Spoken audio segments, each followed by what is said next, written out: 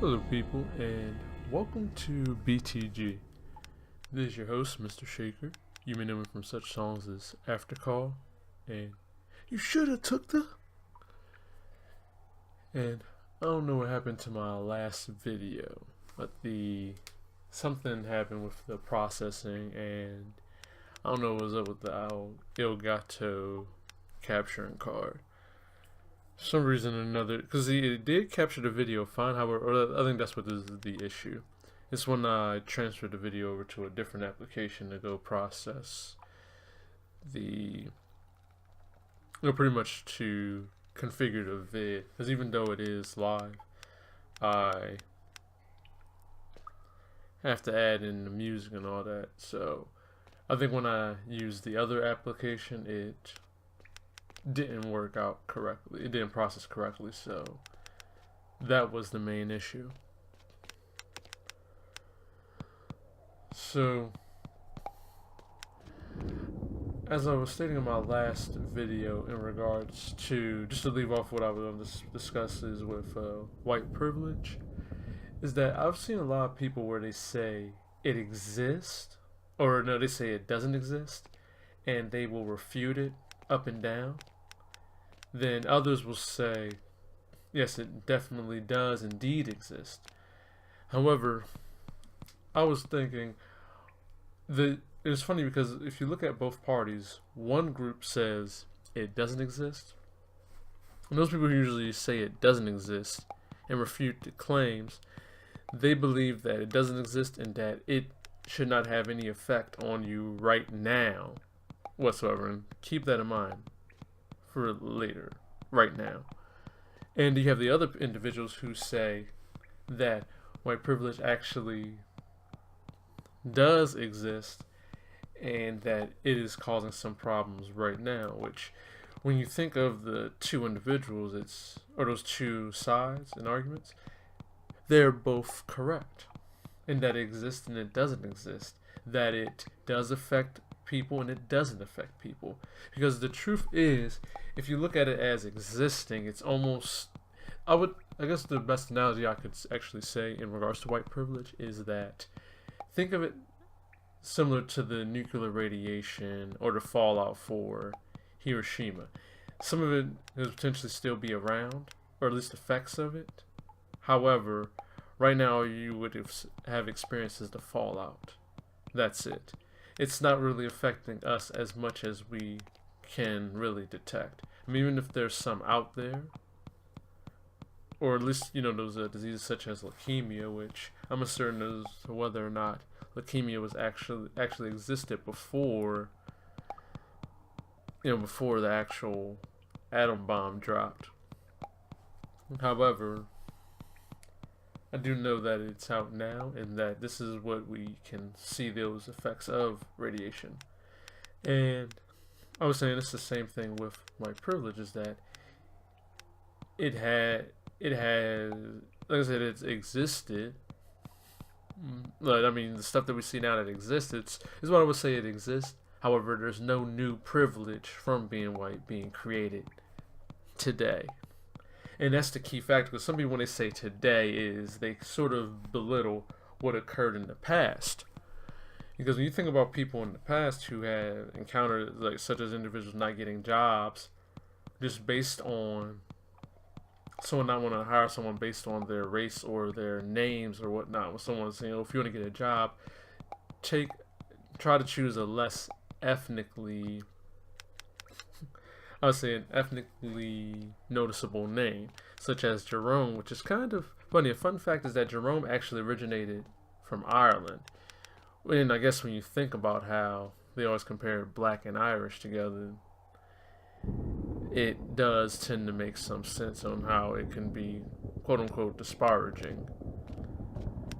Which goes back to that one thing where they say everything's sort of black and white.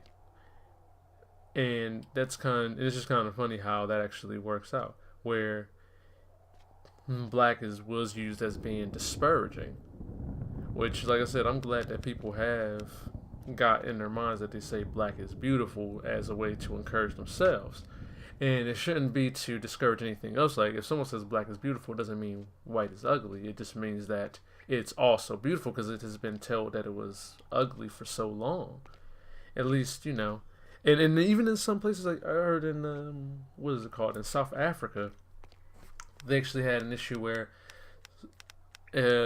one girl at her school couldn't actually had to have her hair straightened out. It couldn't be in a puffy format, which I'm thinking, don't you know who you're around at that point? And not even that, I'm thinking, don't you know who this person is? Like, I remember when I was in ROTC, and because how my hair actually is, where it puffs up a little bit more than other individuals, and one person asked me, and I think because we were doing some inspection, and I guess part of my hair was touching my ear, and he was thinking, and he walked up to me and says, wait a second, is your hair equivalent to being like shaved at that low? Because I know it's kind of different and stuff, because you know the ear and stuff touching. I was like, yeah, and I wasn't really saying it to get out of, to get, not to get any points lost on the inspection. It's actually true, my hair wasn't thick, it was just it was short, but just given the context of my hair, how it puffs out more or less and doesn't lay down flat, my hair grows larger than other individuals, and it's going to grow up higher, which means it's going to possibly touch my ear, which I'm thinking or not really touch my ear, but still, I'm thinking though, if we were actually in a real RT scenario, it would be like, well, you're one of those people who are going to have to just keep a low haircut. I mean, even though you are a melanin enriched individual, you have to have your hair lower. And me myself, I would have accepted that, because it's nothing racial. It's just that these are the policies. I mean, I shouldn't get any. I mean, if somebody almost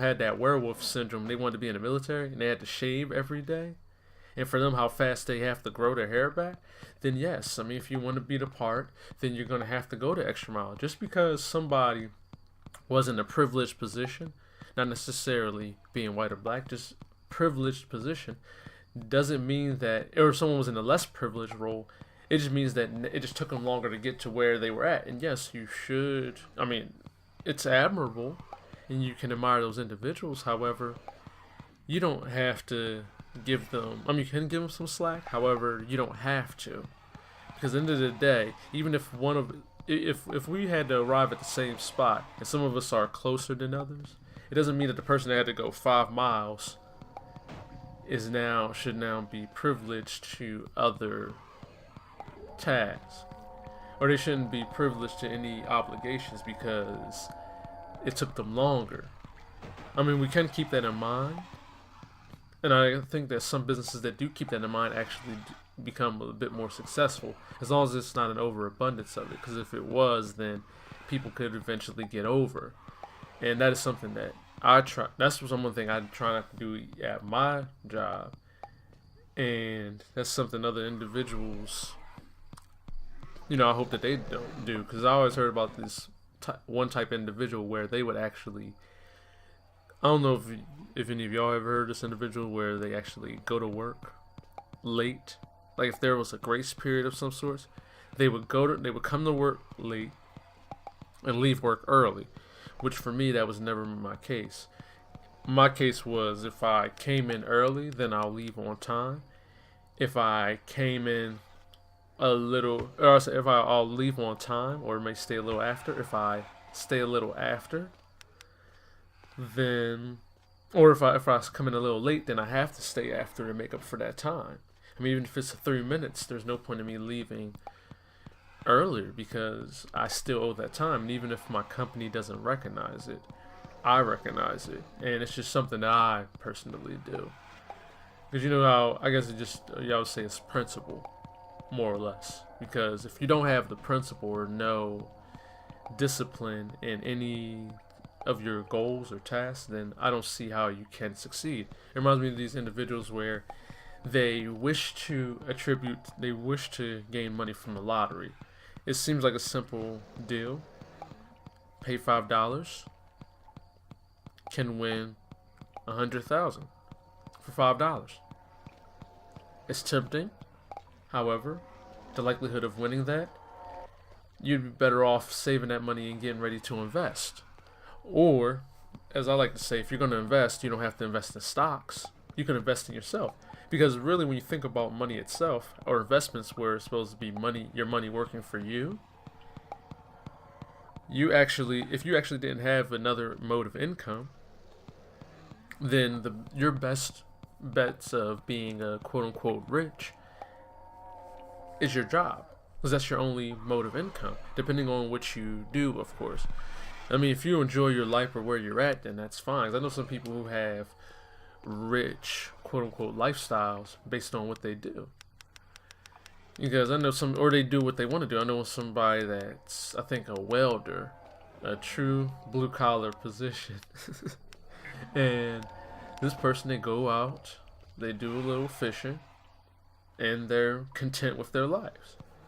They make I guess, enough money to do the tasks that they want to perform and whatnot, and, perform said activities and hobbies. They're able to fund those. And even though that kind of reminds me of that Black Mirror episode of 13,000, or no, I think it was actually, 15 million merits, it's kind of how it is that you can try to feed the cycle, or you could try to leave it, which, like I was saying, back to my one topic though, based on, I guess I could go back to that one topic later on. However, based on what I was saying about white privilege is, yes, I would say it exists. However, I would say if one, I guess I could go more into depth maybe later on. I can make a response video to this one comment I saw in regards to white privilege, where they were asking certain specific questions as to, when did it start? We know that it started in the past. I know Ben Shapiro was saying that it didn't exist before, or was saying how effective it wasn't. However, he then began to say that, okay, it did exist, however, right now. And I think that's the issue, because because you have the people who want to say, where's the evidence at? And I'm thinking those are not the people that you want around, just because the thing is, it's tough to find evidence for this thing, because right now what we're experiencing is the fallout. And quite a few people agree with me on that, and I'm thinking, yes, this is the fallout. I don't believe that you should now say, oh, white privilege is hold me back, because right now it's not holding you back. It may have held you back. And the only evidence I see is from the drug epidemics, for the war on drugs, it was actually used to demonize black communities and people who were on the left side of politics. And for me, I was thinking that how some people were thinking about how the government was racist and whatnot, and I'm thinking perhaps they were racist for targeting black people. However, the other thing was this, probably they were trying to attack political leaders, and I don't want to justify their actions as Jordan Peterson was doing with Hitler, where he was saying to better understand him, not to sort of rationalize what he did. However, he was stating something in regards to Hitler actually having a hygiene issue, or wanting to be better with hygiene, and used to wash his hands a whole lot. I'm not sure how true that story actually is, because I haven't looked it up myself or seen the source. I was stating that he extended that sort of compulsive disorder, or at least that idea of cleanliness, and applied that to Jews, thinking, oh, these people are dirty, let's get rid of them for some reason. I'm not sure how I rationalize that. It almost feels like that AI scenario where they state that if you have an AI that wants to make paper clips, and it has to make as many paper clips as possible, it may eventually decide to harvest any material that's around, including people, and turn them into a paper clip, because people do have iron in their body, and they may wind up turning that into a paper clip, or they might do some L-razor stuff. but I mean, in any given scenario, it's just that I would say that you can't say that like I said, I can't rationalize the war on drugs, but I would say that the one thing I can see is that when you think about how the Communist Party was, and how if you could disable the black community or make them riot, or aggravate them, then you could potentially destabilize the whole United States, which I understand that's one part of what idea they may be thinking about. The other idea may have been they were part of some type of Klan-like cabal or white supremacist type of cabal. I'm uncertain what was their ideas. However, I would just say that, like, I think I did touch this topic before in one of my previous videos when I was stating the war on drugs. When they did have the crack epidemic, it hit a few places and then it did spread to the other communities that these people did not want it to spread to. And that is one thing that I did find interesting, was that it got out of control to the point where that the people that were supposed to be targeted, it didn't exactly just target them.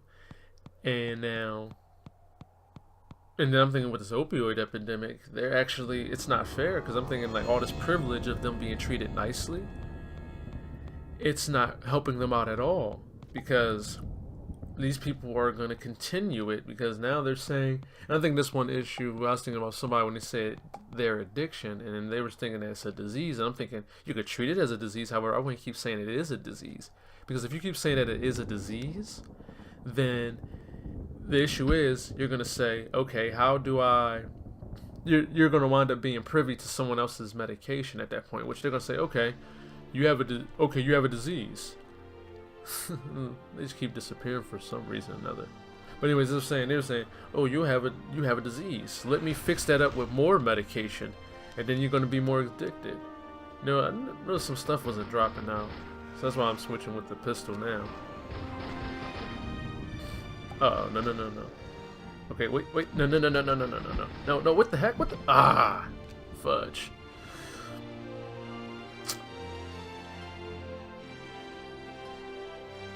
Yeah. Anyway, you know, people, remind me not to do that again. Dropped all my loot. You know, next time we're just gonna run around with the K.